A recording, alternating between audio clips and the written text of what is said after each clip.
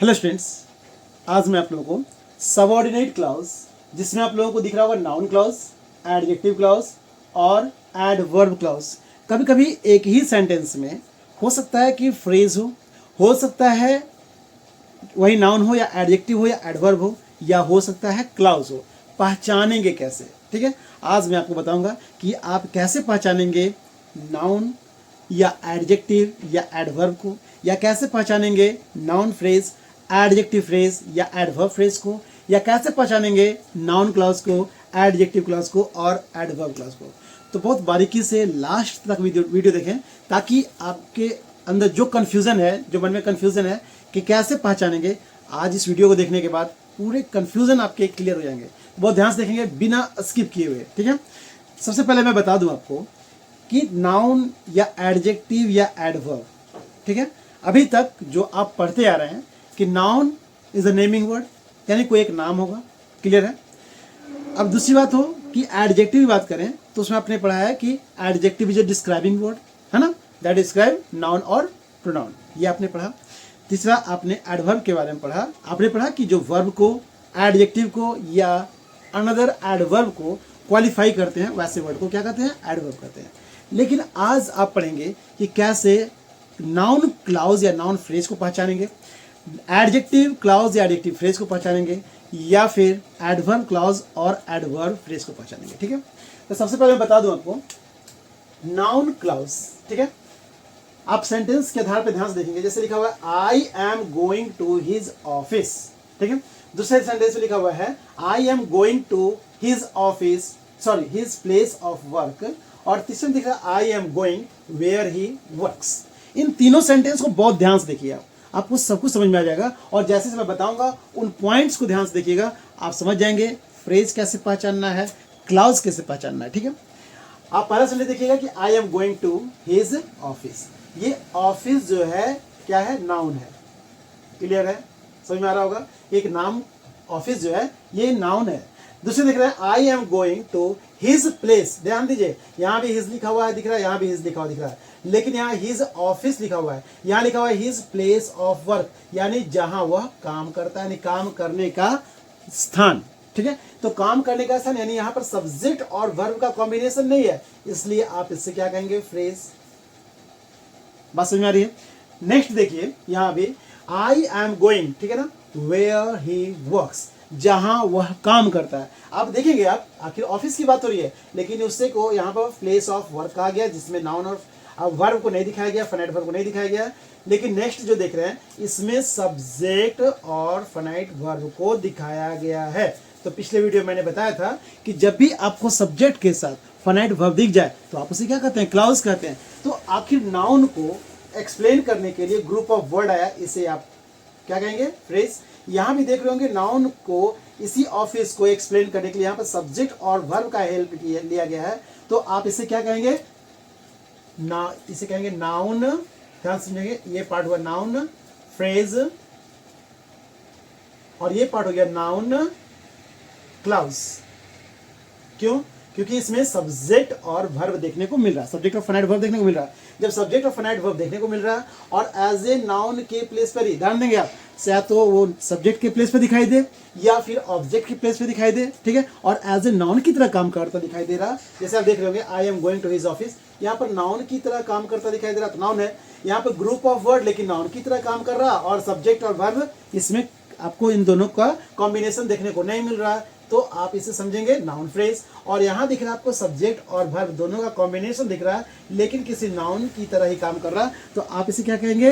Noun clause कहेंगे। तो आपने देखा कि क्लाउज कैसे पहचानेंगे फ्रेज और नाउन को। नेक्स्ट पॉइंट में बताने का मैं प्रयास कर रहा हूँ एडजेक्टिव फ्रेज और एडजेक्टिव क्लाउज। ध्यान से देखेंगे, जैसे the blue shirt is mine, ठीक है, आप यहाँ बता रहे हैं कि वो ब्लू शर्ट जो है मेरा है, ठीक है, किसी शर्ट के बारे में बात हो रही है और उस पर आप अपना अधिकार दिखा रहे हैं। ध्यान देंगे आप, यानी इस ब्लू को क्या कहेंगे? यहाँ पर आप ब्लू शर्ट, ठीक है, इज माइन, ये एडजेक्टिव की तरह काम करता दिखाई दे रहा है, यानी कहने का मतलब है इस नाउन को क्वालिफाई कर रहा है ये वर्ड। यहां तक समझ में आ गया आपको?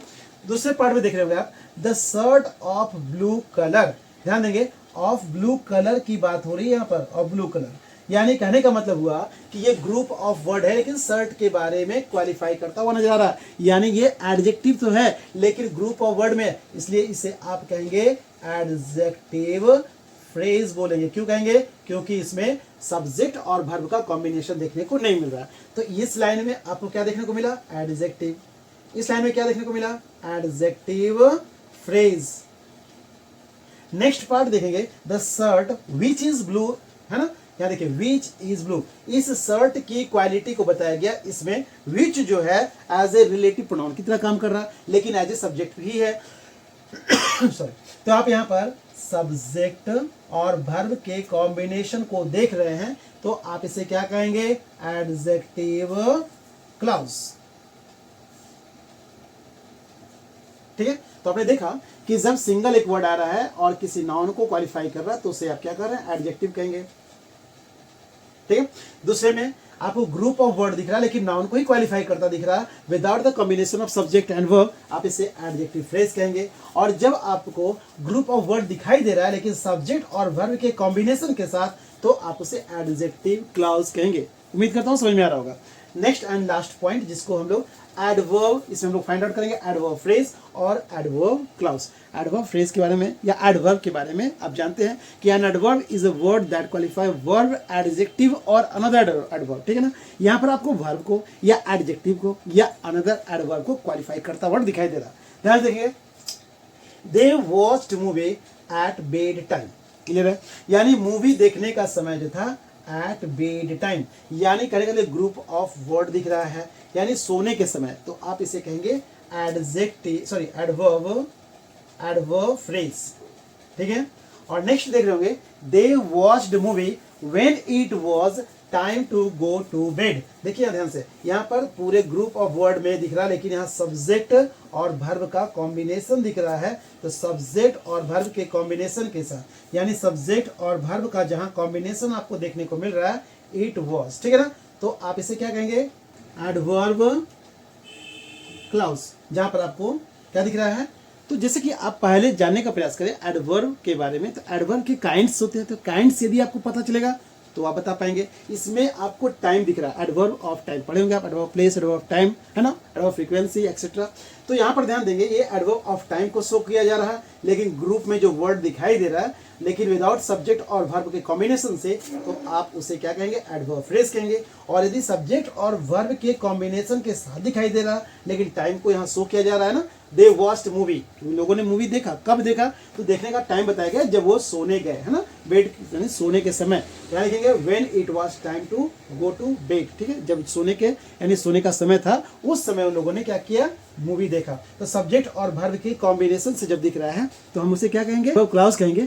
और मैं चाहूंगा कि इसी तरह से यदि आप कंटिन्यू इस तरह के छोटे छोटे वीडियोस जो मैं आपके सामने लेकर आ रहा हूं, ताकि आप अप टू डेट रहें और एक दूसरे लिंक, दैट मीन्स कि टॉपिक को से लिंक्ड रहें। जैसे कि आप देख रहे होंगे कि मैं कोशिश कर रहा हूं कि आपके ग्रामर को एक दूसरे से लिंक्ड करके बताऊं ताकि आपको बेहतर तरीके से समझ में आ जाए। ओके स्टूडेंट्स, ये आपके लिए सस्पेंस होगा कि अगला वीडियो क्या है, और मैं चाहूंगा कि जितने बच्चे देख रहे हैं कमेंट अवश्य करें ताकि पता चल पाए कि किन किन बच्चों में क्या इंप्रूवमेंट हुआ है और आप अपने आप में किस टॉपिक पर और आप वीडियो देखना चाहते हैं, ताकि मैं प्रयास करूं। और ऐसे तो मैं कोशिश कर रहा हूं कि इस समर वेकेशन में जो जो इंपॉर्टेंट टॉपिक है मैं उसे आप लोगों को सेंड करता रहूं। आप घर बैठे ही आराम से देखें, समझें, कंफ्यूजन हो तो कमेंट बॉक्स में अपने प्रॉब्लम अवश्य शेयर करें। Okay students, thank you.